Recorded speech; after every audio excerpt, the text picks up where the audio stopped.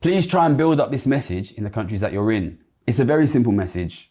The reason for falling living standards is growing wealth inequality. Government and the middle class are being squeezed out. That inequality is continuing to grow rapidly. If you don't do anything about it, then living standards and the economy will continue to collapse. You need to understand that in your country as well as in my country. If we build this message up, we can stop it. Hello, my name is Ted Reese. If you're not familiar with this channel, I'm a Marxist based in Britain. Today I'm going to talk about Gary Stevenson, his YouTube channel, Gary's Economics, and his call for a wealth tax. His call to tax wealth, not work. I'm going to try and explain why, unfortunately, this is not a sustainable solution to falling living standards and an economic crisis that is getting worse and worse. Let's take a look at his last video. We are getting closer and closer to actually getting some kind of implementation of a fairer tax system. What I would like you to do is just stick to the message. One simple, clear economic message. The reason for growing poverty, the reason for falling living standards is growing wealth inequality. That is worsening rapidly. If we don't deal with it, things get worse. We can deal with it. It's possible. Tax the rich more. Tax wealth, not work. So, like Gary, I'm concerned with collapsing living standards, and I do agree with him that politically we need a simple message. And as a Marxist, that is quite a difficult thing to convey, but I will give it a go. Gary says that collapsing living standards are caused by one core thing, which is growing wealth inequality, the rich getting richer at the expense of everybody else. And of course that's true, but he doesn't explain what's causing wealth inequality. And unfortunately, the problem is not greed or ideology or anything like that. Those things are part of it, don't get me wrong. They play a role, but the real core cause is just the nature of capitalism, by which I mean the private ownership of capital and mass commodity production. So I'll explain this as simply as possible. Commodities are use values. You have a utility with a specific purpose, but it's also an exchange value. So there's a dual character to the commodity. The more you produce use values, the more exchange value tends to wither away. So the quicker we make commodities and in greater quantities, the more commodities, the average commodity is devalued. So you make more commodities in less time, you're automating production, there's less labour time, less production time required per commodity, so there's less profit per commodity. And so this unfolds in a process that produces an underproduction of profit, an underproduction of exchange value, which results in stagnating capital accumulation and money capital that cannot be reinvested profitably. And for example, we can see this, I'll bring it up on the screen. Money market funds in the US grow ever more steeply before every recession, peak during a recession, because of the collapse in prices, which enables some of that money to be reinvested.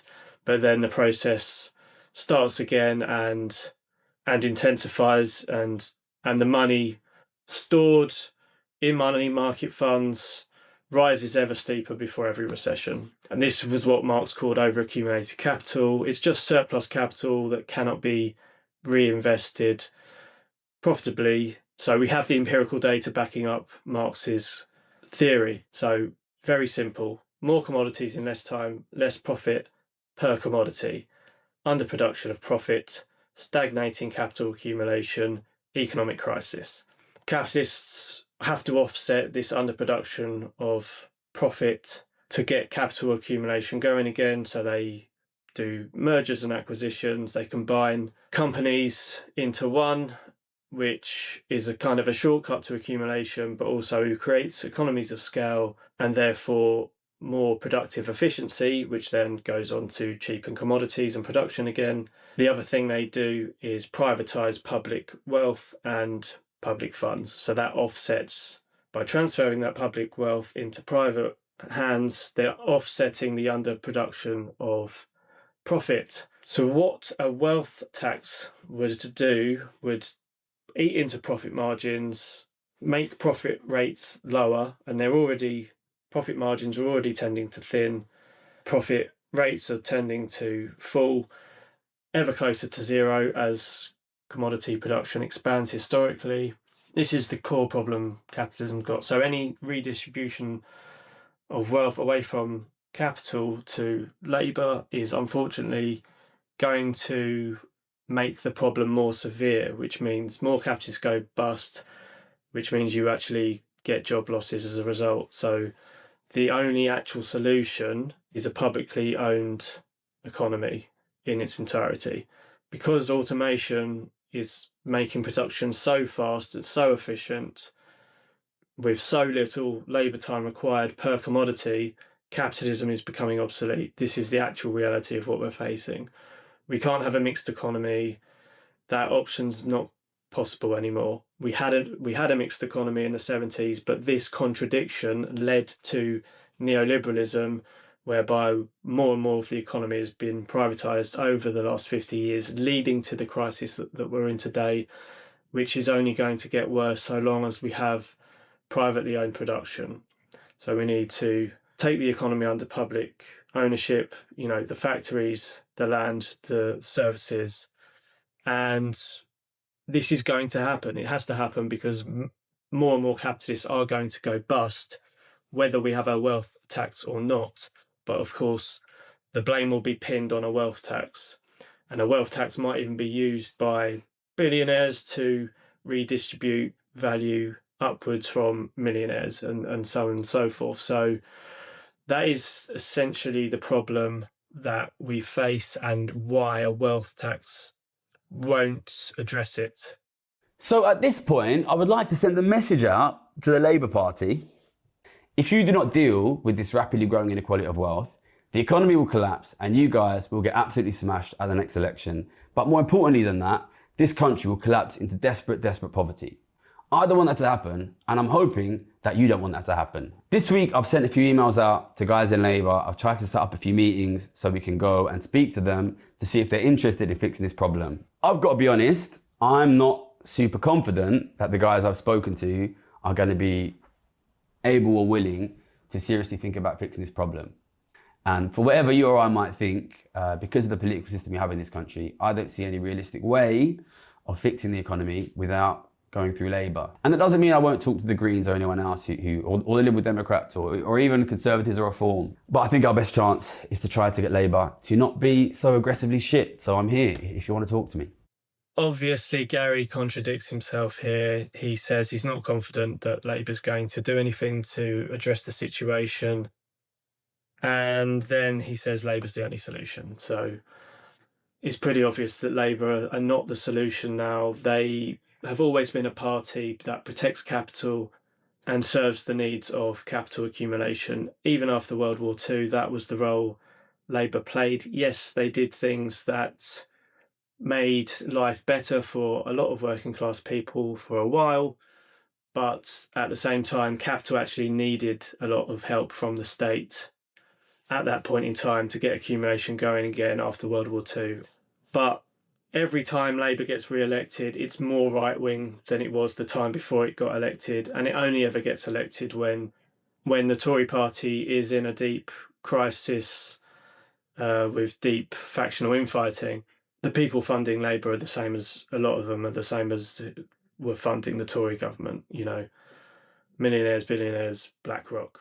And again, even parties to the left of Labour won't be able to fix the problem because again, they just want a mixed economy, but it's just not possible at this stage in history when we're so close to having fully automated production. I wanted to send a message out to people that are voting or considering voting for the far-right parties. Reform, Donald Trump, whatever, Chega in Portugal, they're all over the place. And I know it's a lot of ordinary poor people that are voting for these guys. But before you consider voting for far-right parties, I want you to always ask yourself 2 questions. Who funds these guys? And what are they going to do to billionaire taxes? Because in almost every case, you will find that these guys are funded by billionaires and are trying to cut billionaire taxes. These billionaires are the guys who are going to own the houses that your kids need. They are the guys that are taking the wealth that your government used to have. They are the guys that are bankrupting your countries and your welfare state. Please don't vote for billionaires who are going to bankrupt you. Look, I agree with Gary. Don't vote for right-wing parties. We've had 50 odd years of right-wing parties, and all they've done really is privatise more and more, whether it's been the Tories or Labour. In the US, it's been the Democrats and the Republicans. They've privatised more and more of the economy, and it's led us to where we are today. So every problem that's affecting you is symptomatic of this process of privatisation. But it's not just privatisation. Capitalism needs the privatisation. There's no 2 ways about it. So, if you don't want to make a big leap into joining a socialist organisation because that's a bit too much to process straight off the bat, okay, vote for a social democratic party that will at least champion the renationalisation of core industries, but try and do it with the understanding that any progress, any gains made by the left will only be consummated and secured with a move that pushes that onwards to an economy that's more and more publicly owned until we get all the way to having a fully publicly owned economy. If you are rich, or if you are super rich, you have a nice life, right? I've seen how you guys live, and I know you know how you live, right? It's nice. You guys get a lot of luxury, and it's cool. By pushing this further and further and further, and taking more and more and more, you are aggressively destabilizing the economies and political systems of the countries which you live in and which give you extreme luxury. What the fuck are you doing? It's enough. It's enough. You've got enough. If you keep pushing, you will destabilize the countries that give you these enormous amounts of wealth. Look at what happened in history. Look at what happened in the 20th century. I'm not trying to redistribute wealth away from the rich. I am trying to stop the redistribution that is bankrupting ordinary people. Listen, I'm out here with my white flag up. I would accept a peace treaty. Let's stop it now. If you keep pushing under this system where you don't pay tax and the poor pay tax and you increasingly take everything and bankrupt everybody else, you will destroy the political stabilities of this country. Look, a lot of old-fashioned Marxists are probably going to say that it's very silly of Gary to make an appeal to the super rich, but I think that could have some impact. I mean, there are millionaire groups that do call for higher taxes because that they can see that the infrastructure they need to transport their goods is falling apart, for example, and they also do need a working class in healthy enough condition to work. So he's not wrong to do that, and I don't think any movement should write off talking to their enemies. It's going to be part of the process. There are going to be negotiations. There are going to be talks. There are going to be offers. And this is the second part of my simple message. What is socialism? Well, it's a process of building a system that can provide abundant material wealth for all. So nobody has anything to lose from moving into a socialist system because it will have the ability, without the worry of having to make a profit, without surplus capital that becomes uninvestable, unprofitable. Those problems will be gone, and we'll be able to move into a system that doesn't have recessions, that doesn't suffer massive job losses, that can retrain people free of charge when technology displaces them, that sort of thing. So because socialism is a higher mode of production compared to capitalism, it will be productive enough easily to be able to compensate the last capitalists. A lot of capitalists are going to go bust anyway. Unfortunately, they're going to find that out the hard way. The system that they defend is going to bankrupt them, but we will offer compensation deals to the last capitalists to smooth over the process, make it as peaceful as possible, because obviously at the moment this system is sinking into wars that could amount to anything imaginable. So yeah, those are the simple messages I have, and obviously Gary's doing a lot better than me at the moment in terms of getting his message out there, promoting it on a big platform.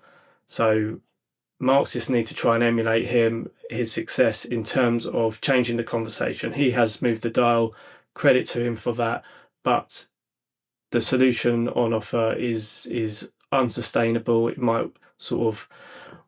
might gain some traction, it might work for a while, but it will rebound and it will make the capitalist class even more aggressive towards the left than they already are, because they will be trying to reprivatize that wealth essentially in order to get capital accumulation going again, to stave off their own economic downfall. So those are the simple messages. Capitalist crisis is inevitable because of the nature of commodity production, and there's nothing to lose by moving into a socialist system of production for anyone, because it will be capable of producing abundant material wealth for all, and we will compensate the last capitalists. Obviously, not all capitalists are going to go for that offer, and not all of them are the ones that do are going to all do it in one big go. It will be a process, but it will be a bit like rats on a sinking ship, and we should make offers that can help that process of defection effectively. Marx does say in the Communist Manifesto that will happen, that portions of the ruling capitalist class will end up defecting to the working class and the socialist movement. So I think we should be smart and foster that process. And, obviously it's not going to be the case that we can convince people to stop pursuing a wealth tax and just join a socialist movement that's going to compensate the capitalist class, which would therefore make the capitalist class less aggressive. In theory, that would happen, but we're not going to be able to stop the movement for a wealth tax because the Marxist movement is a lot smaller at the moment. So we have to relate to the movements of social democracy and the movements calling for a wealth tax, and try and convince more and more people along the way as that fails for one reason or another, either because governments just refuse to do it because they're representatives of capital, because they refuse to allow social democratic parties to take power, or because it does happen and the wealth tax backfires because profit rates fall and companies go bust and jobs are lost because of it. However it pans out, we need to be relating to all of that and trying to move the needle again in the direction of the masses. We need as many people as possible to understand that basically automation is making capitalism historically obsolete. And that is the stark truth that we are dealing with now.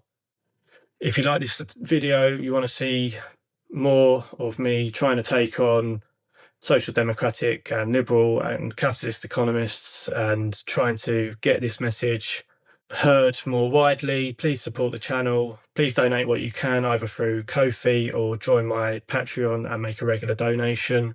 And yeah, please like, subscribe and all that stuff. And thank you for watching, and I'll see you in the next one.